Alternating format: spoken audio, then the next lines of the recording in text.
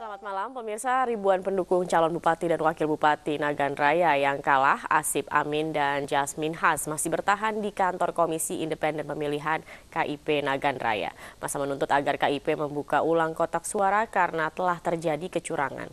Hingga hari ketiga, para pendukung calon bupati Nagan Raya, Asip Amin dan Jasmine Has, masih bertahan di kantor KIP.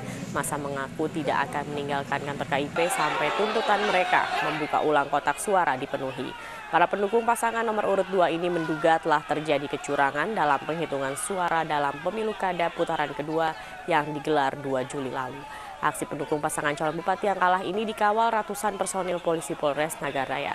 Hasil pemilu kada putaran kedua Kabupaten Nagan Raya dimenangkan pasangan Teguh Zulkarnain dan Jamin Idam dengan jumlah suara 43.640 atau 51,19%. Sedangkan pasangan Asip Amin Jami Has memperoleh dukungan suara 41.608 atau sekitar 48,81%.